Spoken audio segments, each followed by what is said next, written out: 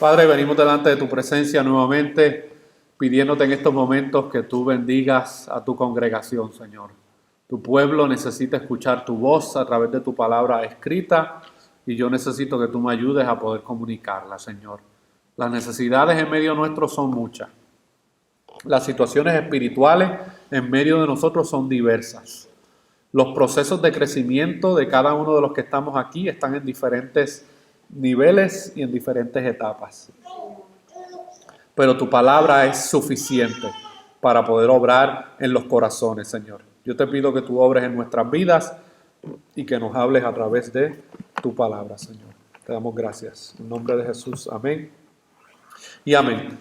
Quiero comenzar dando un breve repaso de lo que estuvimos viendo la semana pasada. La semana pasada nosotros estuvimos hablando acerca de qué significa la palabra iglesia, ¿verdad? Es importante definir, de acuerdo a una perspectiva bíblica, qué significa la palabra iglesia.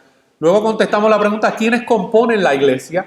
Y establecimos de una manera clara que los únicos que componen la iglesia del Señor son aquellos que se han arrepentido de sus pecados, han creído en el Evangelio de Jesucristo, se han bautizado como una evidencia externa de esa obra interna que Dios ha hecho en sus corazones y, obviamente, como conclusión, son parte de una comunidad de fe.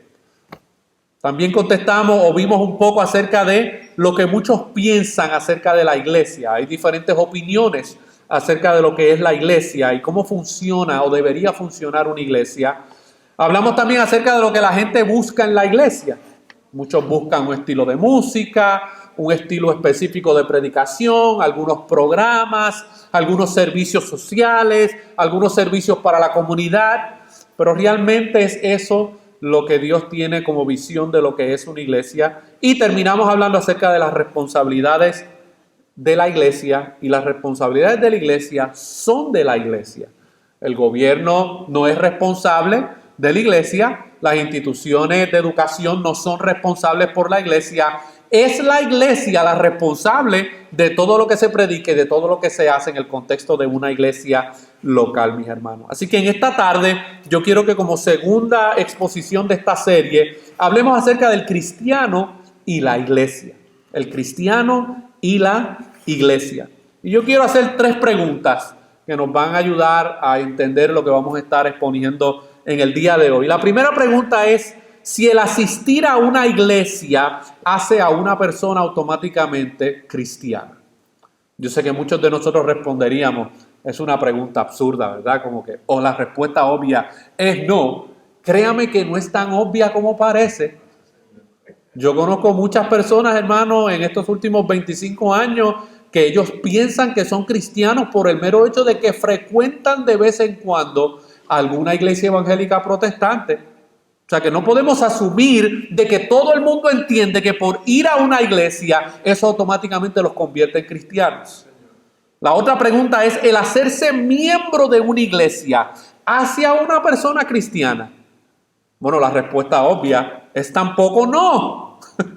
Hay personas que se unen a iglesias locales y piensan que el unirse a una iglesia local ya los convierte automáticamente en cristianos, mis hermanos. Y la tercera pregunta que vamos a tratar de contestar en esta serie es, ¿por qué un cristiano debe ser miembro de una iglesia local? ¿Es eso bíblico? A mí hay muchas personas que me han dicho, la Biblia en ningún lado habla de que un creyente debe ser miembro de una iglesia. Y yo no se los respondo de esta manera, pero por dentro estoy diciendo, ¿estará leyendo la Biblia o el libro del Mormón? ¿Qué libro estará leyendo? Porque en todo el Nuevo Testamento, hermano, habla de miembros unos a los otros, orar unos por los otros, servirse unos a los otros, soportarse unos a los otros, exhortarse unos a los otros, predicarse el evangelio unos a los otros. ¿Cómo una persona puede vivir esa experiencia si no forma parte de una comunidad de fe?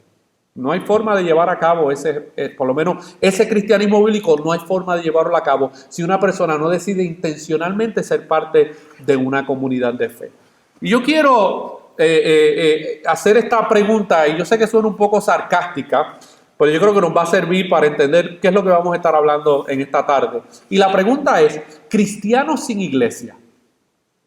Cristianos sin iglesia Cabe la posibilidad de que eso sea una realidad. Ahora, yo no quiero que usted se confunda, porque yo no estoy hablando aquí de las personas que padecen una situación médica y no pueden salir de sus hogares y no pueden a lo mejor congregarse en una iglesia local. Yo no estoy hablando de las personas que profesan fe en Cristo pero viven en una montaña muy remota y no tienen las facilidades para poder congregarse. Yo no estoy hablando de las personas que profesan fe en Cristo y viven en un país donde hay persecución cristiana y no tienen la libertad de poder ser parte de una comunidad de fe como tú y yo a lo mejor lo podemos ser. No estoy hablando de ese tipo de situaciones. Estos son, en el nivel de porcentaje, es un porcentaje un poco más pequeño de lo que es la realidad. No, yo estoy hablando de la persona normal que no tiene este tipo de circunstancias a su alrededor, pero que simplemente afirma ser creyente, pero no forma parte integral de una comunidad de fe. Y hay tal cosa como cristianos sin iglesia hoy en día, mis hermanos. Y yo me voy a meter en calentura desde el principio, pero yo voy a hablar de mi propia denominación. Los Bautistas del Sur, hermanos, según el último censo del 2018, habían 15 millones de personas que profesaban ser cristianos, miembros de iglesias bautistas del sur. 15 millones. ¿Usted sabe cuántos se congregan semanalmente de esos 15 millones? 5 millones. ¿Dónde están los otros 10? Yo no estoy hablando de que tuvo un día de vacaciones, yo no estoy hablando de que se fueron a otro país o que estaban enfermos o que les tocó trabajar. Yo no estoy hablando de ese tipo de situación, hermano. Yo estoy hablando de aproximadamente 10 millones de bautistas del sur que profesan ser creyentes que no forman parte de la comunidad de fe a la que afirman ser parte. Obviamente ahí hay todo un problema de membresía, hay un problema de eclesiología, porque si tú tienes personas que profesan ser creyentes y miembros de una iglesia local y tú no los ves por años y años y años, yo creo que esa iglesia debe ser responsable y decir, fulano, tú profesas fe en Cristo, tú profesas ser miembro de esta iglesia local, pero nosotros llevas 3 años y nosotros no sabemos nada de ti. Yo creo que nosotros te vamos a eliminar de la membresía de esta iglesia local porque es que tú no formas parte de esta comunidad de fe. Eso es lo que deberían hacer. Pero como a los Bautistas del Sur les encantan los números, pues ellos prefieren mantenerse con ese número de 15 millones ahí, mis hermanos. Cuando la realidad es que son 5 millones los que realmente están caminando y dando testimonio de su profesión de fe, mis hermanos. Porque créame que a los bautistas les encantan los números. ¿Ok? Pero hay una realidad. Hay cristianos sin iglesia. ¿Ok? Y yo hablo de mi denominación, hermano, porque cada vez que hablo de alguna otra denominación, me envían todo tipo de hate mail por correo y todo tipo de mensajes antagónicos por las redes sociales. Así que voy a hablar de los míos, para que nadie se me ofenda, mis hermanos. ¿Ok? Muchos cristianos creen que no es necesario ser miembro de una iglesia local y cumplir con las responsabilidades que esto implica. Algunos opinan, y esto es lo que más yo oigo, algunos opinan que es suficiente tener una relación personal con Dios. Todo el tiempo yo me encuentro con personas que yo les comparto algo acerca de la fe cristiana y yo les pregunto muy contento y muy alegre, qué bueno, este es un cristiano, este es de los que Cristo ha salvado. Y cuéntame, ¿a qué iglesia tú perteneces? No, a ninguna. Ok, ¿y quién es tu pastor? No tengo. ¿Y quién te discipula? Nadie. ¿Y cómo tú sirves a otros? No sirvo a nadie. Ya, hermano, se me empieza a calentar la sangre, pero no puedo, ¿verdad? Explotar así. Entonces tengo que instruir a la persona y decirle, mira, esa relación personal que tú supuestamente profesas con Dios es una ilusión, no es verdadera. Obviamente eso es un shock para muchas personas. No te engañes. No existe tal cosa como una relación personal con Dios sin tener una relación con su cuerpo. Olvidan o no están conscientes que Dios al salvarnos quiere que establezcamos una relación con gente real, de carne y hueso. Yo conozco muchas personas que profesan fe en Cristo y ¿saben quién es su pastor? La televisión, TVN, Enlace, The Word Network, TD Jakes, cualquier de estos predicadores por ahí que salen por el internet o por televisión, ese es su pastor, pero TD Jakes no lo conoce a él. Ni él conoce personalmente a ese pastor que él ve por televisión. No, esa no es la voluntad de Dios, hermano. Él al salvarnos quiere que establezcamos una relación con gente real de carne y hueso. Él quiere unirnos a un cuerpo de personas pecadoras que serán hermanos que nos amarán fielmente y producirán, escuche bien, heridas provechosas para nuestro crecimiento. Miren lo que dice Proverbios capítulo 27, versículo 6. Proverbios 27, versículo 6, mis hermanos.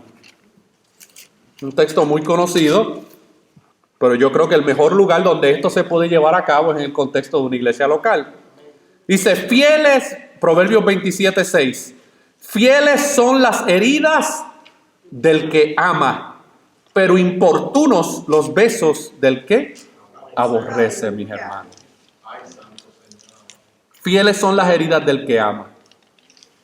Déjame hacerte una advertencia, por si a lo mejor no estabas consciente de ella. En la iglesia te van a herir. Te van a herir tu orgullo, te van a herir tu soberbia, te van a herir tu falta de humildad, te van a herir tu pecado no arrepentido. Vas a estar estasajado por todos lados, mis hermanos, cortadito por todos lados, porque es en el contexto de la iglesia local donde realmente se producen los verdaderos crecimientos espirituales para la vida de una persona que produce fe en Cristo. Hay personas que dicen, no, yo no voy a la iglesia porque está llena de hipócritas. Y siempre les digo, es verdad, cabe uno más. Cabe uno más. La iglesia, hermano, es un grupo de pecadores, como todos los demás, y somos hipócritas en rehabilitación. Eso es lo que somos. No, yo no voy a la iglesia porque son un montón de hipócritas, por eso no voy y no me congrego. Yo no quiero saber nada de la iglesia, pero es que el mundo también está lleno de hipócritas y yo no te oigo quejándote de ellos. ¿Quieres salir del mundo? Pues entonces móntate en un cohete, el próximo viaje de la NASA, y vete del planeta Tierra, pero en todos los contextos donde tú tengas seres humanos a tu alrededor, va a haber hipocresía, va a haber pecado. La iglesia no es la excepción. ¿Amén? Empezamos calientito, mis hermanos. ¿Qué significa entonces ser cristiano? Yo voy a tratar y le pido a Dios que me ayude a poder ser claro y preciso para que usted se vaya de aquí entendiendo de acuerdo a las Escrituras qué significa ser cristiano.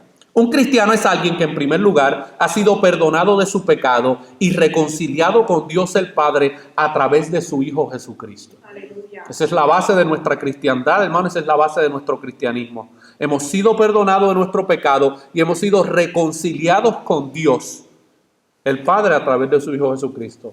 Eso significa que si fuimos reconciliados, significa que en un momento dado no estábamos en una relación de reconciliación. De acuerdo al libro de Isaías, éramos enemigos de Dios a causa de nuestro pecado. Y esta reconciliación ocurre cuando una persona se arrepiente de sus pecados y pone su fe en la vida perfecta, en la muerte sustitutoria y en la resurrección de Cristo, el Hijo de Dios. Ese es el resumen de lo que es el Evangelio. Pablo en 1 Corintios capítulo 15, versículos 1 al 4, habla acerca de esas realidades, acerca de lo que es la verdadera fe y del verdadero evangelio. Un cristiano es alguien que admite que su vida estuvo rendida a adorar y amar otras cosas que no son Dios. Un cristiano entiende que esa era su realidad. Cosas como ¿cuáles? Como su carrera. Hay personas que dicen, no, yo nunca me he inclinado ante un ídolo de madera. Sí, pero vivías para tu carrera nada más. Eso era todo lo que agobiaba tu mente y lo que llenaba tus pensamientos, tu carrera o tu familia. Hay personas que se escudan, no, es que yo soy muy familiar. Bueno, cosas como el dinero que pueden comprar, la opinión de otras personas, el favor de los falsos dioses de otras religiones, la vanagloria de este mundo o también las cosas buenas que una persona pueda hacer. Muchas personas piensan que ellos son cristianos basados sobre esas cosas. No es que yo tengo una buena carrera, yo tengo un buen trabajo, yo tengo una buena familia, yo tengo algún dinerito en el banco, mi vida está bien. Por ende, si mi vida está bien en esos aspectos, significa entonces que mi vida espiritual también está bien. Y están autoengañados, mis hermanos. La verdadera vida solamente se encuentra en Cristo y en el Evangelio. Un cristiano sabe que si se muriera esta noche y se presentara delante de Dios y Dios le preguntara, ¿por qué debo dejarte entrar a mi presencia? Un cristiano que entiende lo que es el Evangelio respondería de la siguiente manera: tú no me deberías dejar entrar. Yo he pecado y tengo una deuda contigo que no puedo pagar. Pero el cristiano verdadero no se detendría ahí nada más. sino que continuaría diciendo, sin embargo, debido a tus grandiosas promesas y misericordia, yo dependo de la sangre de Jesucristo que Él derramó como sustituto por mí, pagando mi deuda moral, satisfaciendo tus requisitos santos y justos y removiendo tu ira en contra de mi pecado. Esa es la única respuesta viable que puede dar un pecador en la presencia de Dios, mi hermano. Pecador no puede ir delante de Dios y decir, no, Señor, tú sabes, tú me conoces, tú sabes que yo intenté, yo traté, yo ayudé, yo hice, yo lo otro. Nada, mis hermanos, que nosotros podamos hacer nos puede dar acceso a la presencia del Señor. Lo único que nos da acceso a la presencia del Señor es lo que Cristo hizo a favor nuestro. El cristiano es alguien que ha sido reconciliado con Dios por medio de Cristo. Cristo ha satisfecho la ira de Dios y el cristiano es ahora declarado justo delante de Dios, llamado a una vida justa y vive en la esperanza de que un día estará delante de su majestad en el cielo, mis hermanos. Eso es lo que realmente significa ser un cristiano. Y es verdad, la palabra cristiano en el Nuevo Testamento solamente aparece unas 3 veces. Y la primera vez que apareció era un término despectivo que utilizaron los judíos, aquellos que se oponían al Evangelio de Jesucristo, para describir a aquellos que les llamaban los del camino o los discípulos de Jesús. Y sí, en el Nuevo Testamento aparece más la palabra discípulos que la palabra cristiano, pero hoy en día es necesario aclarar ambas. ¿Qué realmente significa ser un cristiano y qué realmente significa ser un discípulo, mis hermanos? Así que yo quiero que hablemos un poquito acerca de ese aspecto de haber sido reconciliado con Dios, porque nosotros ahora por medio de Cristo y del Evangelio hemos sido reconciliados con Dios, pero también hemos sido reconciliados con el pueblo de Dios. O sea que no solamente hay una reconciliación con Dios, sino que también eso incluye, como dicen por ahí, default, automáticamente una reconciliación con el pueblo de Dios. Y un cristiano es alguien que por la virtud de su reconciliación con Dios también ha sido reconciliado con el pueblo de Dios. Por eso yo les explicaba al principio que no es concebible tal idea de que una persona pueda profesar ser creyente o cristiano y no pertenezca o no sea parte de una comunidad de fe, mis hermanos. Porque cuando Dios reconcilia a un pecador consigo mismo, ¿sabe qué hace? Lo injerta dentro de un cuerpo. Y ese cuerpo se refleja por medio de una iglesia local. Si hemos sido reconciliados con Dios por medio de Cristo, esto significa que también hemos sido reconciliados con todos los demás que han sido reconciliados con Dios. O sea que no solamente yo he sido reconciliado con Dios, sino que otros pecadores también han sido reconciliados con Dios. Y ahora a todos esos reconciliados, Dios nos llama su pueblo. Amén. En Efesios capítulo 2, versículos 11 al 22, que quiero que lo busquen. Ahí vemos al apóstol Pablo, luego de explicar la salvación que Dios nos ha dado en Cristo Jesús, él ahora pasa a describir lo que esto significa para la relación entre judíos y gentiles y por extensión todos los que están en Cristo. Miren lo que Pablo le dice a esta iglesia en Efesios capítulo 2, versículos 11 al 22.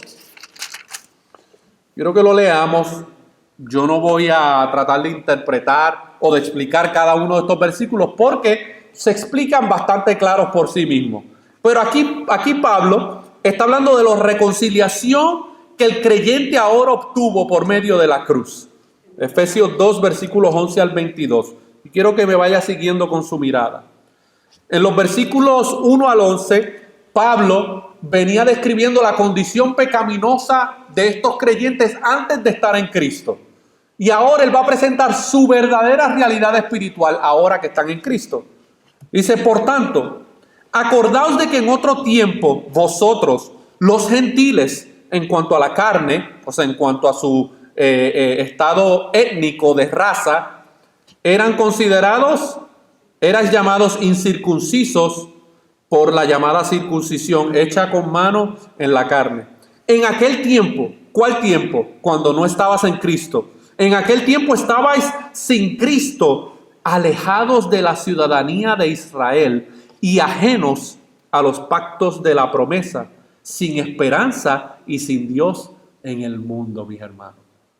todos aquellos que no están en Cristo. Suena fuerte, pero andan sin fe y sin esperanza en el mundo, mis hermanos. Así tengan buenos carros, buenas casas, buenas profesiones, mucho dinero, buenos recursos. En el plano espiritual andan sin fe y sin esperanza en el mundo. Tienen su esperanza puesta en cosas que son efímeras, que se van, que desaparecen. Versículo 13. Pero ahora en Cristo Jesús, vosotros que en otro tiempo estabais lejos, habéis sido hechos cercanos por la sangre de Cristo. Porque Él es nuestra paz, que de ambos pueblos hizo uno, derribando la pared intermedia de separación, aboliendo en su carne las enemistades, la ley de los mandamientos expresados en ordenanza. ¿Para qué? Para crear en sí mismo de los dos un solo y nuevo hombre, haciendo la paz.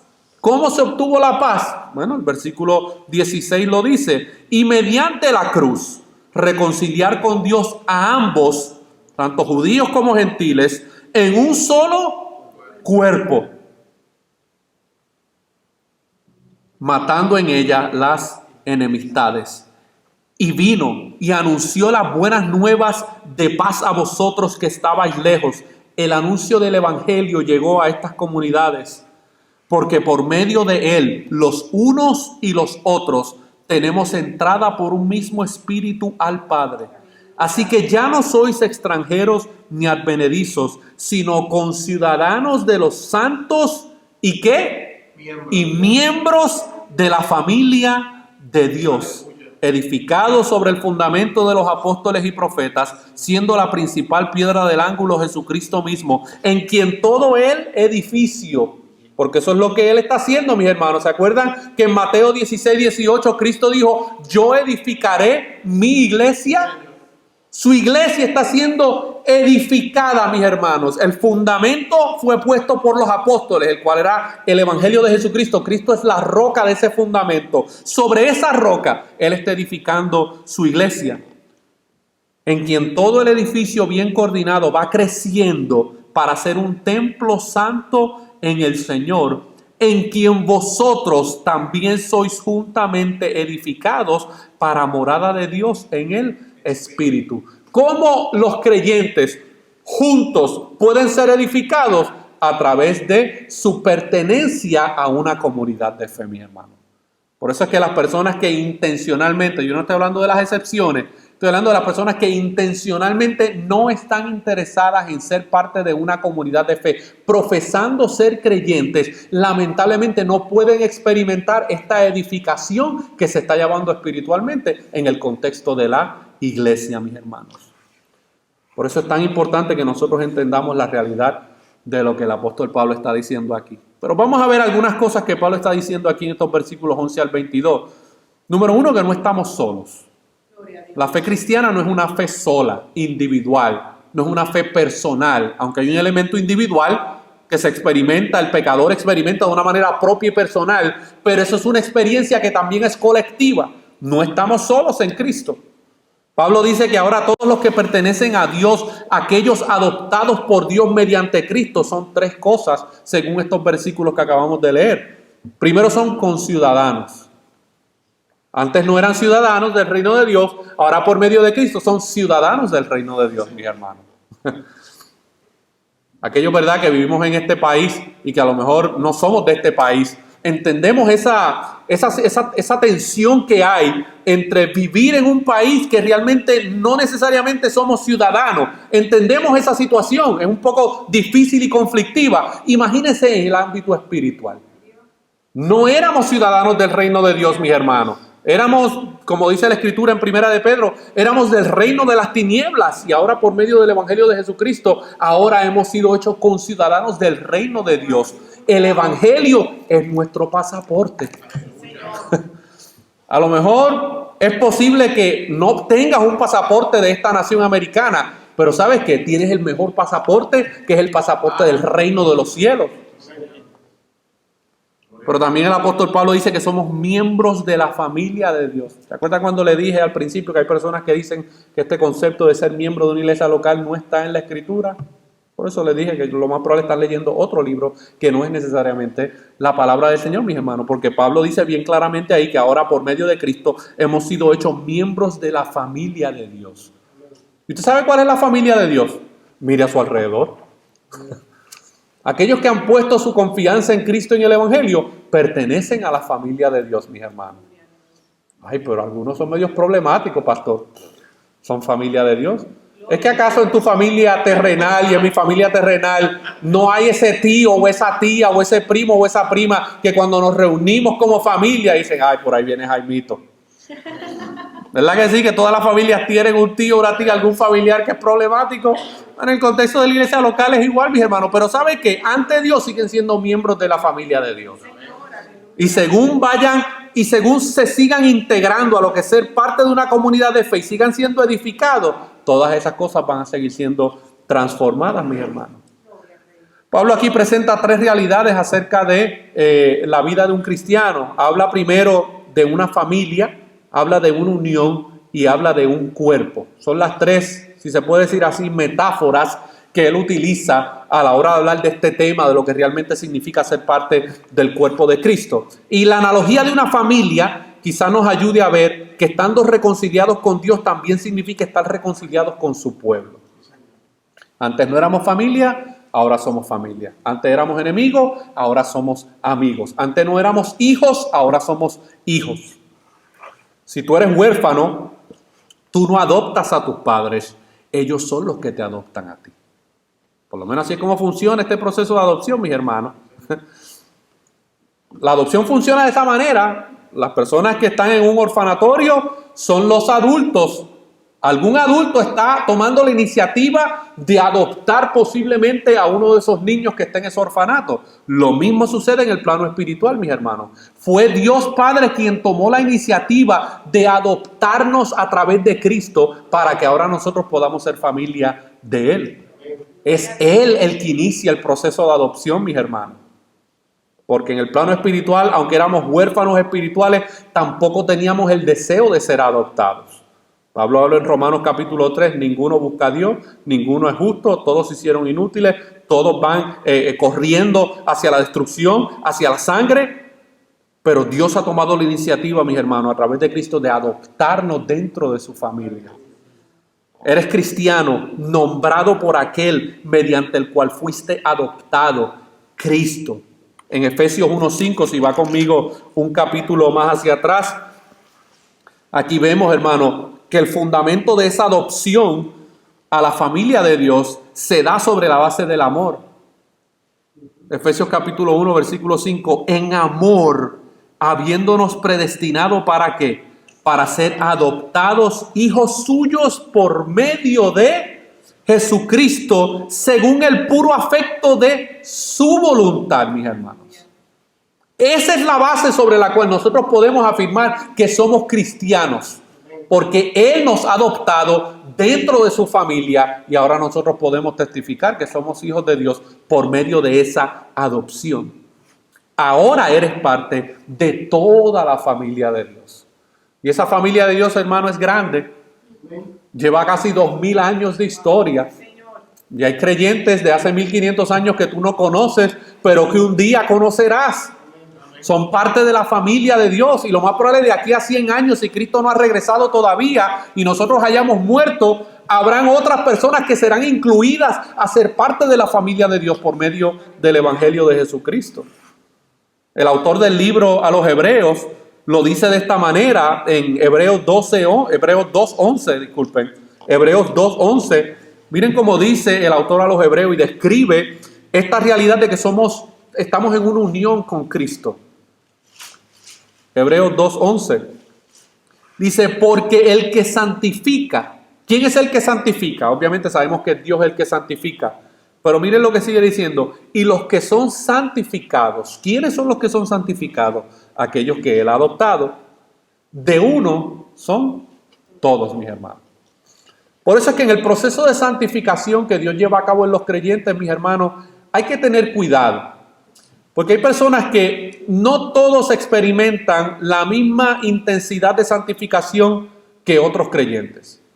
Se puede dar por inmadurez, por ignorancia, por falta de obediencia. Y esas razones pueden causar que un creyente no experimente un crecimiento de santidad mayor en su vida, pero como ha sido reconciliado por medio de Dios y ha sido adoptado por medio de Dios, delante de los ojos de Dios, mis hermanos, siguen siendo uno con todos y siguen siendo uno con Él. De la misma manera que nosotros padres tenemos hijos, ¿verdad? Aquellos que tenemos hijos tienen 2 o 3 hijos. ¿Verdad que no todos tus hijos son iguales? Algunos, ¿verdad? Son un poquito más obedientes, otros no tan obedientes, otros son más sumisos, otros no son tan sumisos, otros dan menos problemas, otros dan un poquito más de problemas. Así sucede, mis hermanos, en el contexto de la iglesia local y de lo que significa ser miembro de una comunidad de fe. Hay miembros en la iglesia, en lo que es la iglesia universal, que están experimentando diferentes procesos de crecimiento en su vida. Esta no es una familia disfuncional con sus miembros lejos los unos de los otros. No le voy a pedir que levante la mano, pero yo estoy casi seguro que muchos de nosotros venimos de hogares disfuncionales. ¿Ok? No tiene que levantar la mano.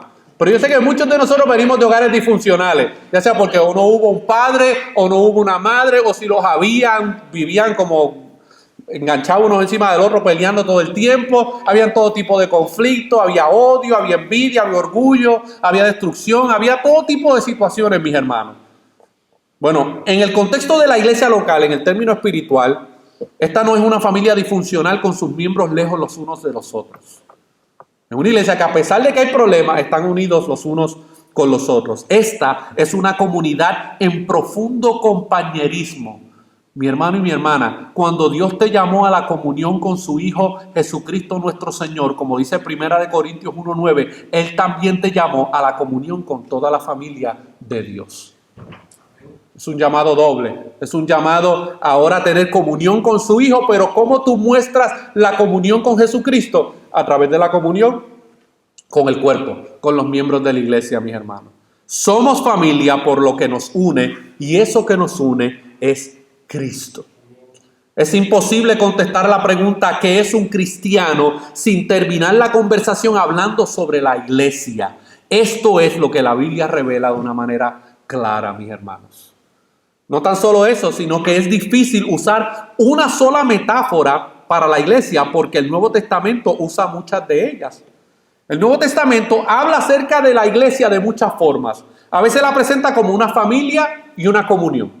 A veces la presenta como un cuerpo y una novia. Y a veces la presenta como un pueblo y un templo. Nosotros vimos alguna de esta terminología aquí en este capítulo de Efesios. Así que hay diferentes metáforas en el Nuevo Testamento para hablar acerca de lo que es la iglesia. Nunca el Nuevo Testamento concibe al cristiano existiendo prolongadamente fuera de la comunión de la iglesia, porque la iglesia realmente no es un lugar, es un pueblo, el pueblo de Dios en Cristo, mis hermanos.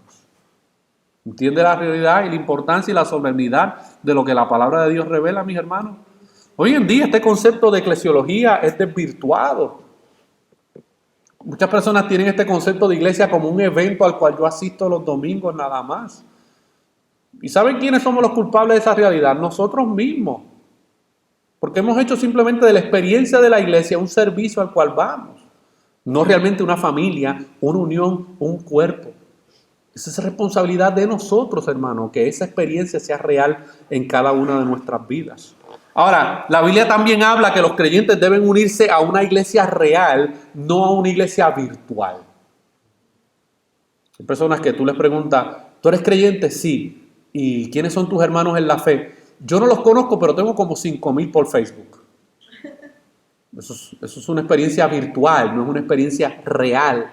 Estar unido a Cristo significa estar unido a cada cristiano, pero esa unión universal se debe dar en la vida y existencia de una iglesia local. Es en la iglesia local donde yo le testifico a otros cristianos mi profesión de fe, mis hermanos. La mayor parte de las referencias a la iglesia en el Nuevo Testamento son de iglesias locales. Por ejemplo, Pablo le escribe a la iglesia de Dios en Corinto, a la iglesia de Dios en Galacia, a la iglesia en Tesalonicenses, a la iglesia en Efesios. Estas cartas que usted tiene aquí en el Nuevo Testamento fueron escritas para leerse y estudiarse y aprenderlas en el contexto de una comunidad de fe, mis hermanos. Esto no fueron cartas escritas para un solo creyente en esa comunidad de fe. Era para el conocimiento de todos. Entonces, si tú decías ser cristiano en la iglesia de Efesios, pero no te aparecías por la iglesia de Efesios en ningún momento dado, ¿cómo tú podías entender lo que Dios estaba revelando por medio de su palabra? No había forma de que tú pudieras experimentar la revelación de Dios si no eras parte de esa comunidad de fe. Cuando nos hacemos cristianos a través de la fe, Dios nos declara justos. Sin embargo, todavía estamos llamados a ser activamente justos. Una persona que felizmente puede llevar una vida pecaminosa pone en duda, en primer lugar, si alguna vez poseyó la justicia de Cristo, mis hermanos. Así también es con aquellos que se niegan a comprometerse a una iglesia local. Esa es la comparación que nosotros vemos en Romanos capítulo 6 y en Santiago capítulo 2. En Romanos capítulo 6, Pablo está llamando la atención a aquellos que profesaban ser creyentes en Roma, pero estaban viviendo una vida total practicante de la inmoralidad y de todo tipo de pecado y de todo tipo de práctica pecaminosa. Y él les está diciendo a estos creyentes en Roma, ¿perseveraremos en el pecado para que la gracia abunde? De ninguna manera. Porque había personas en esta comunidad de fe de Roma que llegaron a creer que ellos ahora podían profesar fe en Cristo y luego vivir una vida totalmente contradictoria. Y luego en Santiago capítulo 2 habla acerca de que la fe sin obras es muerta. Una persona que dice, sí, yo soy creyente en el Evangelio de Jesucristo, pero no muestra por medio de ser parte intencional de una comunidad de fe, está negando su profesión de fe. La fe y las obras, hermanos, van juntas. Hemos explicado que la fe, las obras no salvan, pero las obras son un testimonio de la fe que profesamos. Por eso el llamado es a unirse a una iglesia real. Creo yo que ninguno de los que está aquí tiene algún tipo de limitación física o de salud o de persecución o legal que le impida ser parte de una comunidad de fe, mis hermanos. Comprometerse a una iglesia local es el resultado natural de estar en Cristo porque confirma lo que Cristo ha hecho. Si Cristo me ha reconciliado con Él y por medio de esa reconciliación ahora yo he sido reconciliado con su pueblo también, la evidencia física de esa reconciliación es yo ser parte de una comunidad de fe, mis hermanos. Cristianos sin interés de comprometerse a un grupo de creyentes, de hombres y mujeres que han hecho de la Biblia el fundamento de sus vidas, deben cuestionarse si en verdad pertenecen al cuerpo de Cristo. Deben cuestionarse grandemente, mis hermanos. Y si a lo mejor ellos están tan ciegos espiritualmente que no tienen la capacidad de cuestionarse eso, yo voy a tratar de cuestionárselo. Y voy a hacer lo posible porque se confronten con esa realidad, mis hermanos. Porque como dijimos al final del día, a mí el Señor me va a pedir cuenta. Y yo sé que los cristianos a veces tienen situaciones carnales en su vida y toman decisiones equivocadas. Estamos conscientes de esa realidad y estamos en la mejor disposición de trabajar con ellos y de ser pacientes, mis hermanos. Pero somos pacientes con aquellos que realmente han creído en el Evangelio de Jesucristo. Los que no han creído en el Evangelio de Jesucristo, hermanos, somos pacientes con ellos, orando para que a través del Evangelio Dios obre en sus vidas y haga una obra de salvación. Pero aquellos que profesando ser creyentes, mis hermanos, y viven una vida en total contradicción con lo que la palabra de Dios revela, hay otro proceso a seguir, mis hermanos. Por eso, y eso solamente se puede dar en el contexto de una iglesia local. Miren lo que dice Hebreos capítulo 10, versículos 23 al 27. Hebreos capítulo 10, versículos 23 al 27. Aquí hay varias cosas que este pasaje revela. Hebreos capítulo 10, versículos 23 al 27.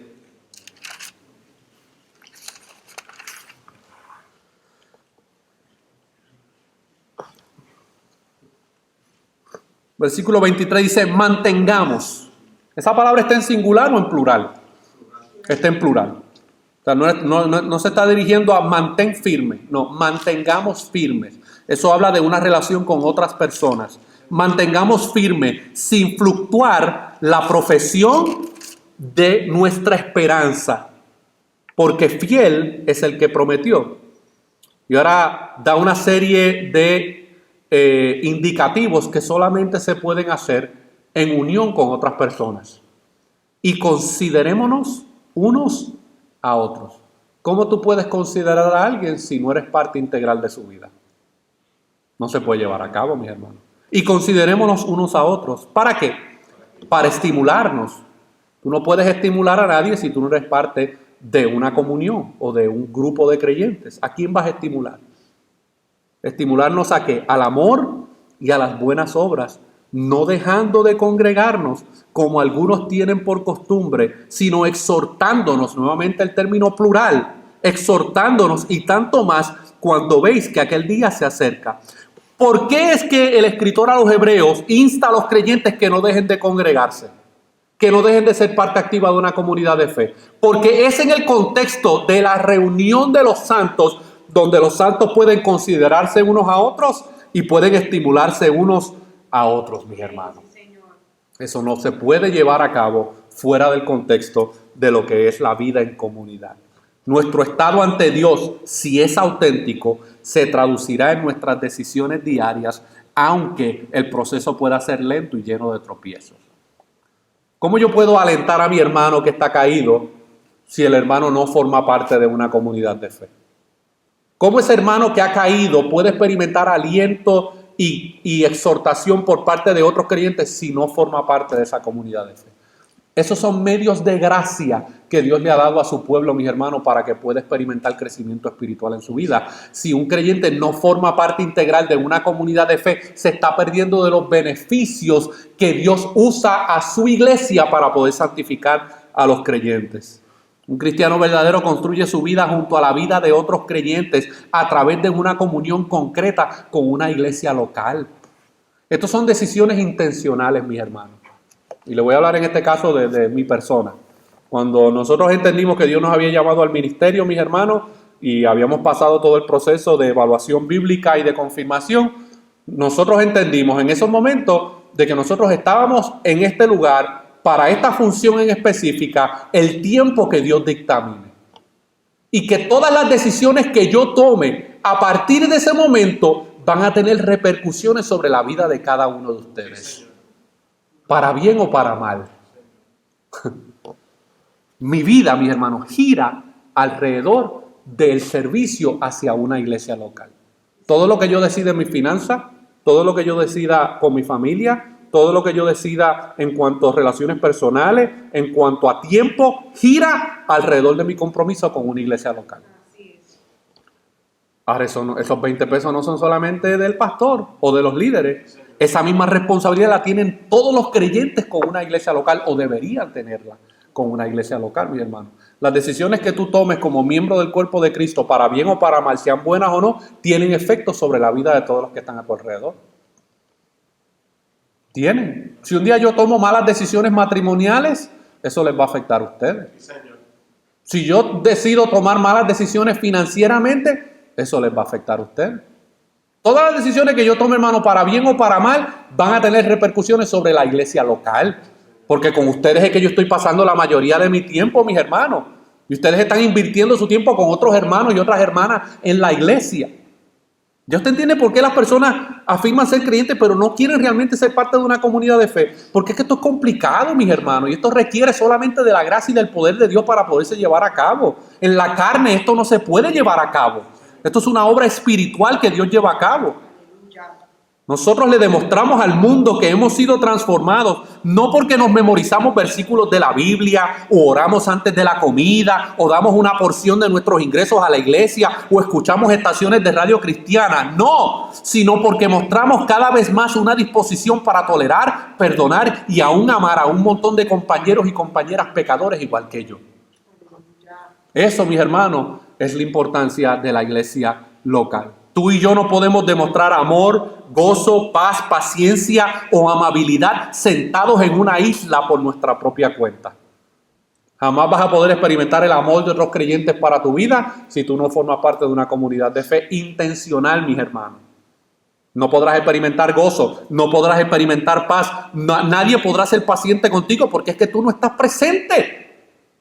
¿Cómo pueden ser pacientes contigo si no estás? ¿Cómo pueden ser amables contigo? Pero también, ¿cómo tú puedes practicar estas cosas con otros creyentes?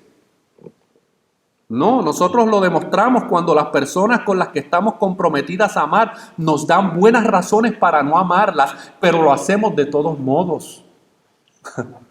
Esta experiencia, hermano, solamente se da en el contexto de la iglesia local. ¿Qué usted hace con un compañero de trabajo que le hace la vida imposible a usted y no le cae bien? ¿Qué usted hace con él? Lo ignora, ¿verdad? Estoy aquí, hago mi trabajo, me importa muy poco lo que pase con su vida después que terminemos el horario de trabajo. ¿Verdad que esa es la actitud muchas veces que se lleva a cabo en el contexto laboral? A veces pensamos que podemos vivir esa vida también en el contexto de la iglesia local. Ese hermanito, esa hermanita son problemáticos, dan problemas. Yo prefiero simplemente no tener nada que ver con ellos. Podemos hacer eso, pero esa no es la voluntad del Señor, mis hermanos. Miren, yo tengo 1001 razones en la carne, pecaminosamente, para no ser parte de una comunidad de fe, mis hermanos.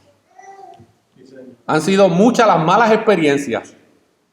Han habido buenas, pero han sido muchas las malas experiencias para yo en la carne, en mi carne pecaminosa y en mi orgullo decir yo jamás y nunca vuelvo a pisar una comunidad de fe. Pero como no se trata de mí, se trata, hermano, de la obra de Dios. Se trata de lo que Cristo ha hecho por medio, de lo que Dios ha hecho por medio de Cristo. ¿Quién soy yo para decirle a Dios, yo no quiero tener comunión con tu pueblo? Porque yo tampoco soy fácil. Yo tengo que perdonar a otros, pero también otros me tienen que perdonar a mí. Yo soy paciente con la gente, también la gente tiene que ser paciente conmigo, mi hermano, porque yo sigo siendo miembro de ese mismo cuerpo. Que tengo una función distinta, sí, pero sigo siendo parte del mismo cuerpo, mis hermanos. Mark Dever comenta acerca de esta realidad y dice, la iglesia, hablando de la iglesia local, nos da una representación visual del evangelio cuando perdonamos a los demás, así como Cristo nos perdonó. Cuando nos comprometemos hacia los demás, como Cristo se comprometió con nosotros. Y cuando damos nuestras vidas por los demás, así como Cristo dio su vida por nosotros. Juntos podemos demostrar el evangelio de Jesucristo de una manera que no podríamos hacerlo en el aislamiento. Esa es la verdad del evangelio. Yo perdono a otros porque Cristo me ha perdonado. Yo sirvo a otros porque Cristo me sirvió a mí, mis hermanos. Ahora, ya para ir concluyendo, uno de los elementos también importantes de la importancia de ser miembro de una iglesia local es la rendición de cuentas. Es la rendición de cuentas. Hoy vivimos en un mundo, hermano, donde nadie quiere rendirle cuentas a nadie. Los esposos no les rinden cuentas a las esposas. Las esposas no les rinden cuentas a sus esposos. Los hijos no le quieren rendir cuentas a sus padres. Los empleados no le quieren rendir cuenta al empleador. Mire, si usted es un empleado, usted no es el dueño de la compañía, usted no puede andar caminando por el negocio como si el negocio fuera suyo. Usted es un empleado. Usted tiene que rendirle cuentas a un empleador, mis hermanos. Y en el contexto de la iglesia local hay rendición de cuentas, mis hermanos. Yo no estoy hablando de meterse en la vida privada de las personas, averiguar cuánto se gana, en qué gastan. No, pero hay rendición de cuentas en el término espiritual. ¿Qué está pasando con tu vida espiritual? Porque es mi preocupación, yo te amo, tú eres parte del cuerpo de Cristo, estoy preocupado por ti. Hay rendición de cuentas, mi hermano. Ser un cristiano significa preocuparse de la vida y salud del cuerpo de Cristo, el cual es la iglesia. Por ejemplo, si tú te cortas aquí un pedacito del dedo y tú dices, me lo voy a lavar y me pongo una curita. Y luego a los 2 o 3 días te quita la curita y eso está negro. Uy, entonces puso feo aquí. Empiezas entonces a buscar en el internet, tengo ahí una mancha negra, ¿qué será? Empiezas a tratar diferentes tratamientos porque ese es tu cuerpo. Y tú no quieres que eso se te vaya a seguir esparciendo y vayas a terminar que te tengan que cortar la mano, ¿verdad? Bueno, lo mismo sucede en el contexto de una iglesia local, mis hermanos. Hay veces que hay creyentes que por diferentes situaciones o circunstancias en su vida están enfermos espiritualmente por alguna situación en su vida. ¿Y qué hacemos nosotros como iglesia? ¿O qué se supone que haga la persona? ¿Se aleje del cuerpo? ¿Qué nosotros vamos a hacer? ¿Nos vamos a cortar el dedo porque tiene un poquito de infección? No, lo mantenemos ahí porque necesita estar conectado al cuerpo. Lo mismo sucede, mis hermanos, en el contexto de la iglesia local. Aún aquellos que están batallando con situaciones espirituales en su vida, el mejor lugar donde pueden estar es conectados a una comunidad de fe. Porque si tú cortas ese dedo de ahí y lo pones en una esquinita, ¿qué tú crees que le va a pasar al dedo? Se va a podrir. Lo mismo sucede con un creyente, hermano, que se corta o se desconecta del cuerpo de Cristo intencionalmente. No va a recibir la alimentación o la sangre espiritual o la vida para poder ser sanado. Porque tú sabes que el cuerpo tiene sistemas de autorregeneración, ¿verdad? Si todo su sistema está funcionando correctamente, usted se corta, pero ya a las 3 semanas eso se sanó.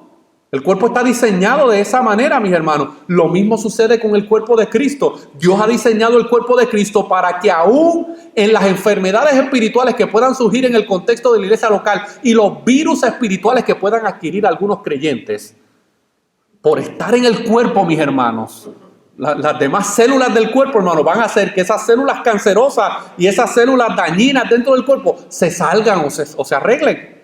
Una de las dos va a pasar. Ahora yo quiero concluir con algunas preguntas, mi hermano. ¿Te regocijas con los otros miembros del cuerpo cuando ellos se regocijan? Hay pastores que como yo no sé qué está pasando en la vida de mi hermano o de mi hermano, pues yo no sé de qué me puedo regocijar. ¿Ven cuál es el problema? ¿Lloras con los que lloran?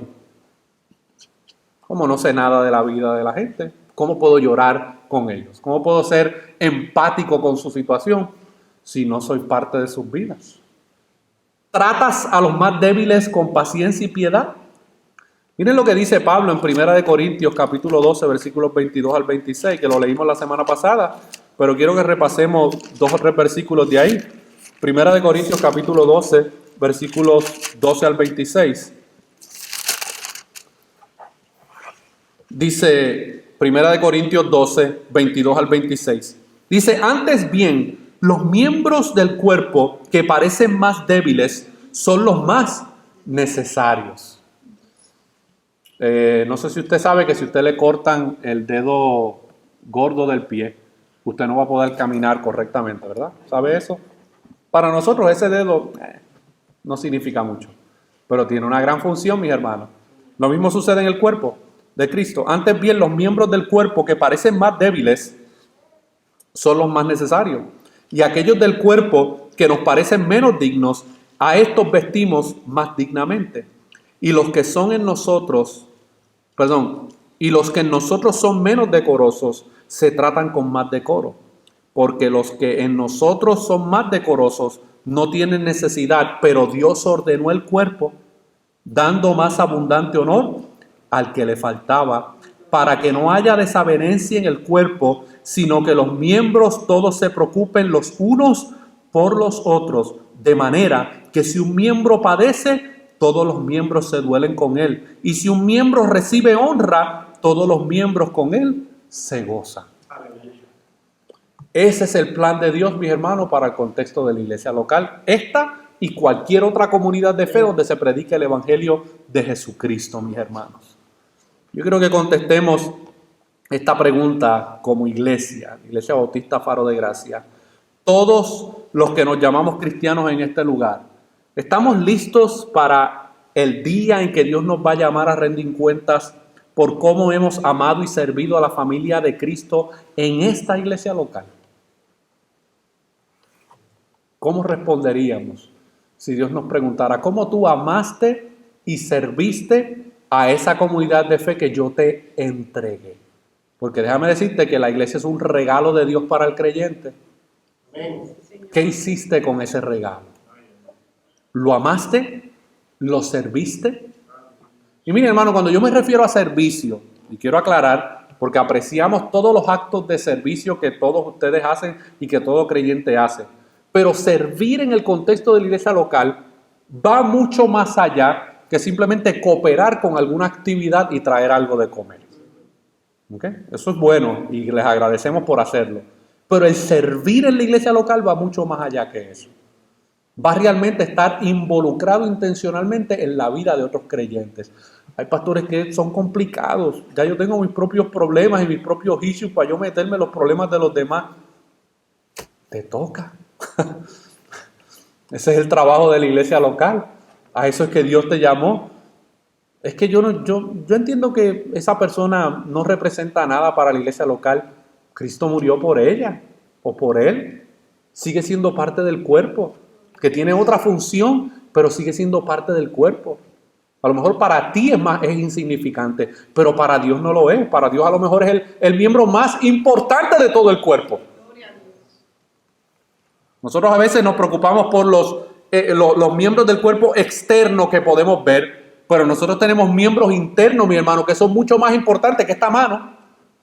Porque tú puedes sobrevivir sin una mano, pero tú no puedes sobrevivir sin el corazón, o tú no puedes sobrevivir sin el hígado, o no puedes sobrevivir sin el páncreas, a menos que haya, ¿verdad?, alguna intervención médica en tu vida. Bueno, lo mismo sucede en el contexto de la iglesia local, mi hermano. Y yo concluyo con estas palabras del pastor Sugel Michelén. Hay un libro que yo se lo he regalado ya a algunos aquí, a otros se los voy a recomendar que lo compren, que se llama El Cuerpo de Cristo, la importancia de ser miembros de una iglesia local. Y hay una parte del libro que él dice lo siguiente, y con esto concluyo: ser miembros de una iglesia es un gran privilegio, pero es también una gran responsabilidad. Al venir a formar parte de una iglesia local, estamos asumiendo el compromiso de cuidar a los otros miembros de esa iglesia. Estamos asumiendo el compromiso de asistir fielmente a sus reuniones de adoración en el día del Señor. Y estamos asumiendo el compromiso de someternos a las autoridades debidamente señaladas por Cristo como líderes de esa iglesia. Esa es la visión de Dios, hermano, para el contexto de una iglesia local. Y eso es lo que nosotros, hermano, con mucha humildad queremos tratar de transmitir en nuestra experiencia en esta comunidad de fe. ¿Cómo otras comunidades de fe entiendan esto? Bueno, yo sé que muchas lo entienden, otras a lo mejor están en proceso, pero nosotros como comunidad de fe, si queremos a largo plazo, mis hermanos, seguir hacia adelante, necesitamos entender estas verdades. ¿Y usted sabe por qué? Todos los años, hermanos, se plantan aproximadamente unas 4,000 iglesias aquí en los Estados Unidos. ¿Y usted sabe cuántas se cierran? ¿Sabe cuántas se cierran? Aproximadamente unas 7,000 iglesias. O sea que tenemos un déficit de 3,000 iglesias anualmente que se cierran en los Estados Unidos, mis hermanos. ¿Por qué? ¿Qué pasó? ¿Por qué nosotros vemos edificios de hace 150 años atrás abandonados? ¿Por qué? Porque la gente que perteneció a esa comunidad de fe, mis hermanos, y puede que hasta el liderazgo, perdieron de perspectiva lo que realmente significa ser una iglesia local. Y se preocuparon de otras cosas, asumieron el evangelio, la segunda y la tercera generación perdieron el evangelio, llegaron a una generación que no está comprometida con ninguna institución. Por eso el 60% de los matrimonios no duran, mis hermanos.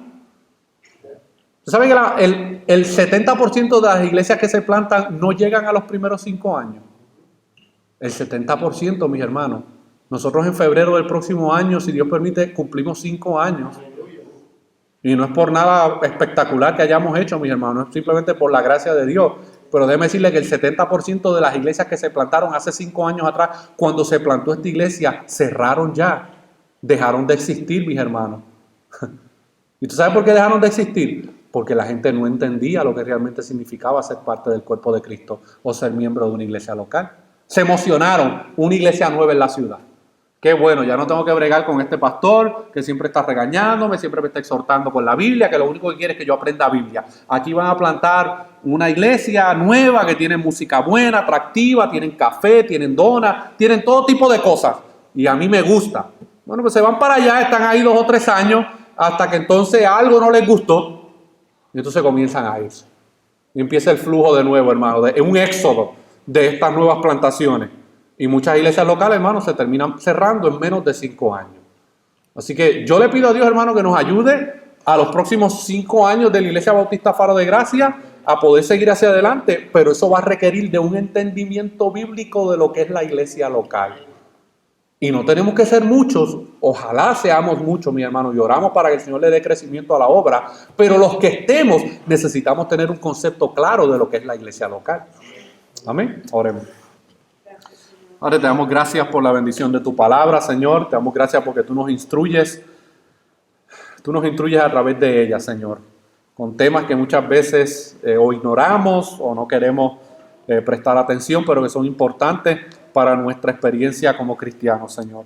Ayúdanos, Padre, que podamos asimilar lo que tú has revelado a través de lo que significa ser un creyente y ser miembro de una iglesia local, Señor, y que perdones nuestra apatía, que perdones nuestra indiferencia, que perdones, Señor, a veces nuestra falta de preocupación por lo que realmente tú nos has delegado. Tú nos has entregado un regalo hermoso, que es ser parte de una comunidad de fe con otros creyentes que tú has redimido, que tú has salvado, que tú has perdonado, que tú has reconciliado, que ahora son familia tuya. Ayúdanos a amarnos unos a los otros, que podamos ser pacientes unos con los otros, que podamos exhortarnos unos a los otros, Señor, y que tú nos ayudes a nosotros como miembros de la Iglesia Bautista Faro de Gracia a poder ser una representación visible del Evangelio en nuestras vidas, Señor. Te damos gracias en el nombre de Jesús. Amén.